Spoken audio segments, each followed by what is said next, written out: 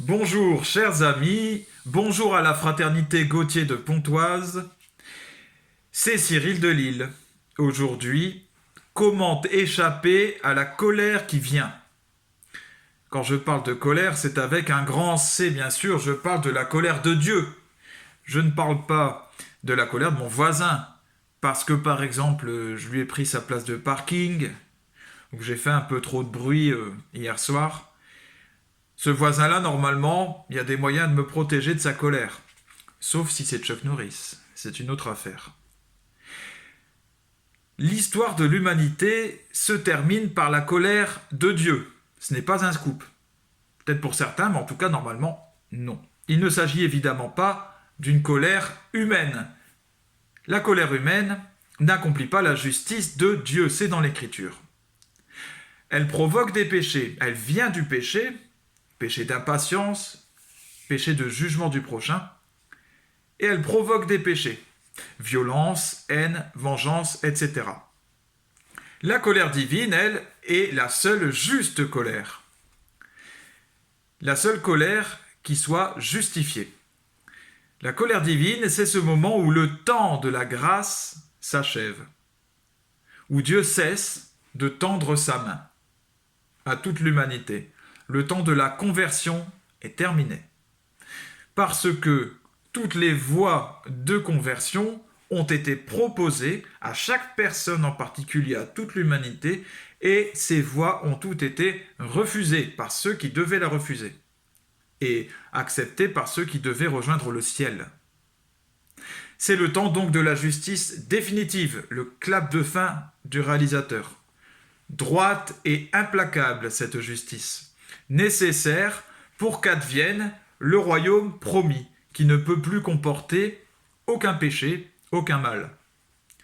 Cette colère concerne, évidemment, toute l'humanité dans son ensemble, à la fin de l'histoire, mais aussi chaque homme, chaque femme, à la fin de sa propre vie particulière. À la fin de ma vie, moi, Cyril, eh bien, je recevrai mon jugement particulier.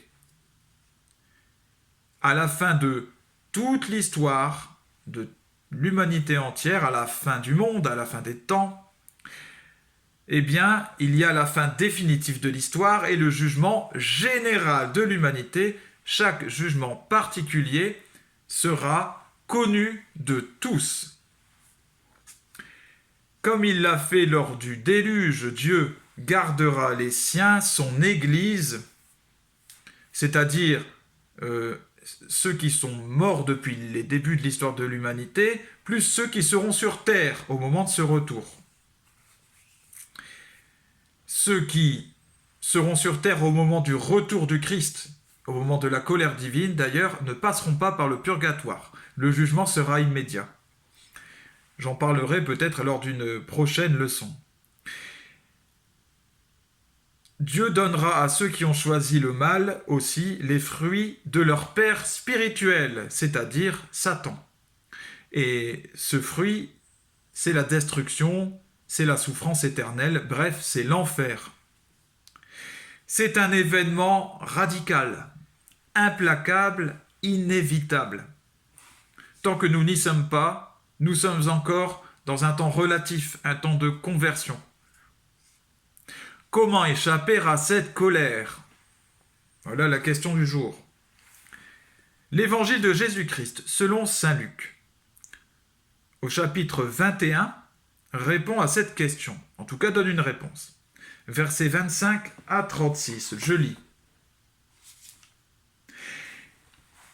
Donc, le Seigneur Christ parle de la fin des temps dans ce passage. Il y aura des signes dans le soleil, la lune et les étoiles. Sur terre, les nations seront affolées et désemparées par le fracas de la mer et des flots. Les hommes mourront de peur dans l'attente de ce qui doit arriver au monde, car les puissances des cieux seront ébranlées. Alors, on verra le Fils de l'homme venir dans une nuée, avec puissance et grande gloire. Quand ces événements commenceront, redressez-vous et relevez la tête, car votre rédemption approche. Et il leur dit aussi cette parabole. Voyez le figuier Et tous les autres arbres, regardez-les, dès qu'ils bourgeonnent, vous savez que l'été est tout proche. De même, vous aussi, lorsque vous verrez arriver cela, sachez que le royaume de Dieu est proche. Amen, je vous le dis. Cette génération ne passera pas sans que tout cela n'arrive. Le ciel et la terre passeront, mes paroles ne passeront pas. Tenez-vous sur vos gardes, de crainte que votre cœur ne s'alourdisse dans les beuveries, l'ivresse et les soucis de la vie, et que ce jour-là ne tombe sur vous à l'improviste comme un filet. Il s'abattra en effet sur tous les habitants de la terre entière. Restez éveillés et priez en tout temps. Ainsi, vous aurez la force d'échapper à tout ce qui doit arriver et de vous tenir debout devant le Fils de l'homme.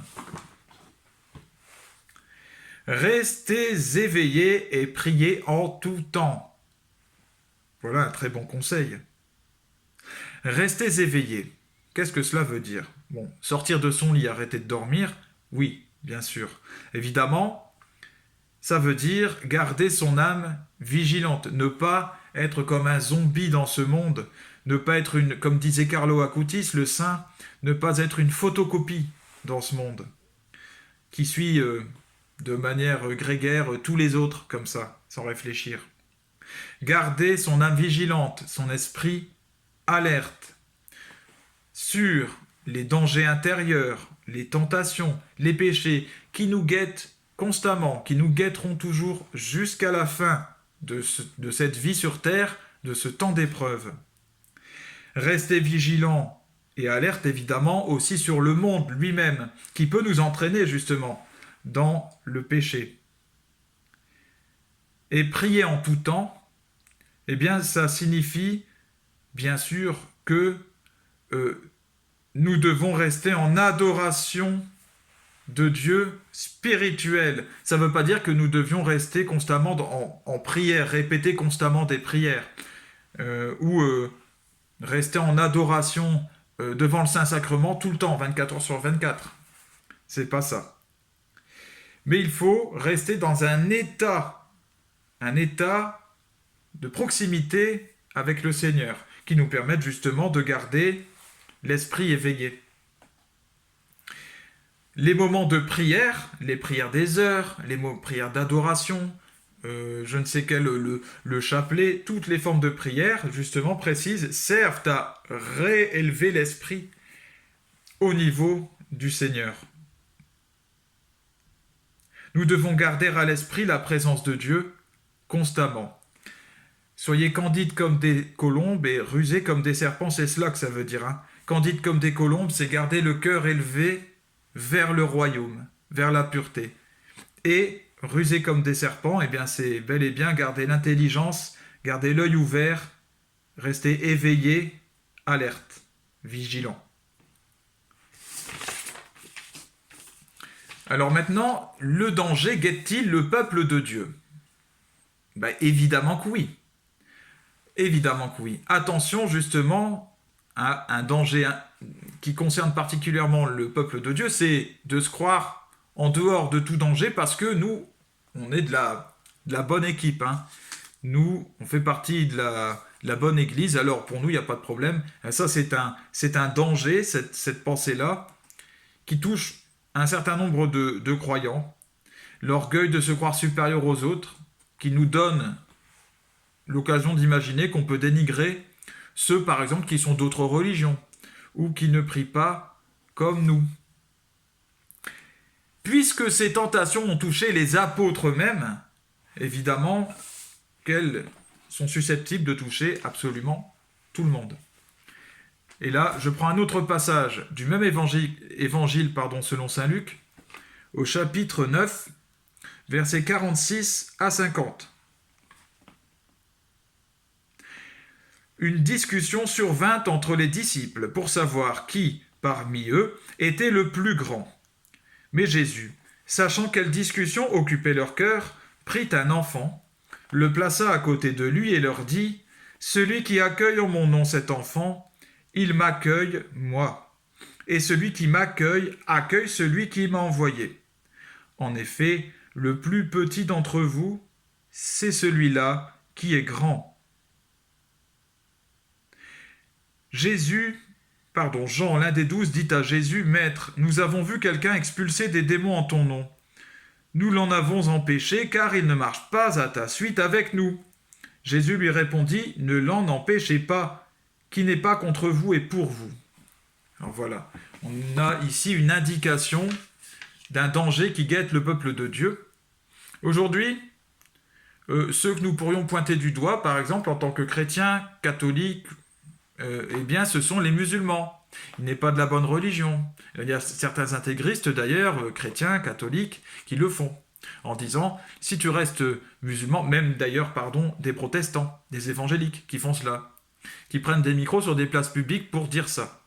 Ce sont des paroles honteuses. Dire si vous restez dans l'islam, vous allez en enfer. Ou si vous êtes musulman, eh bien, vous allez en enfer. Mais vous êtes damnés. Alors ça, c'est un péché qui touche le peuple de Dieu. Les musulmans sont comme ça, l'islam est ceci. Et puis aussi, la France doit chasser l'islam de ses terres et restaurer le catholicisme d'État. C'est comme ça que nous irons mieux. Voilà, on entend aussi la laïcité, c'est une œuvre du diable. Non, le laïcisme est mauvais. La laïcité en soi a même été façonnée par l'Église elle-même. Alors, la France doit chasser l'islam de ses terres, c'est un autre danger qui nous guette, qui est très actuel. C'est lorsque le combat politique vient imprégner l'Église. Et ça, c'est un danger duquel nous devons nous éloigner. En vérité, évidemment que la foi, évidemment que l'Église, que le christianisme ont une influence politique. Mais c'est une influence politique. L'Église est tout en haut et tout découle d'elle. En aucun cas, l'Église ne doit venir sur le champ du politique et commencer à prendre le parti de dire comment doivent agir les uns et les autres. Ce sont des discours que l'on peut entendre actuellement chez certains chrétiens qui vont à l'encontre de ces conseils de Jésus, parce qu'évidemment, il s'agit de dire qui est le plus grand. Et là, c'est exactement la tentation des apôtres. Qui est le plus grand royaume des cieux? Ceux-là, ils parlent en ton nom, mais ils ne sont pas de chez nous, nous les en avons empêchés. Bref. Eh bien, attention donc aux divisions politiques partisanes et nourrissant un esprit de guerre. Le Christ nous le dit, ne cherchez pas à faire sentir votre pouvoir sur les autres. Ça, je fais un résumé de sa pensée, vous ne trouverez pas ces paroles telles quelles. N'entrez pas dans les luttes de pouvoir. Soyez les plus petits, les serviteurs de tous. Voilà. La prière que nous pouvons faire, c'est de demander au Seigneur de préserver nos cœurs d'enfants. Seigneur, préserve nos cœurs d'enfants. Garde-nous petits devant toi, fidèles, bien éveillés et priant sans cesse. À bientôt les amis, à bientôt la fraternité.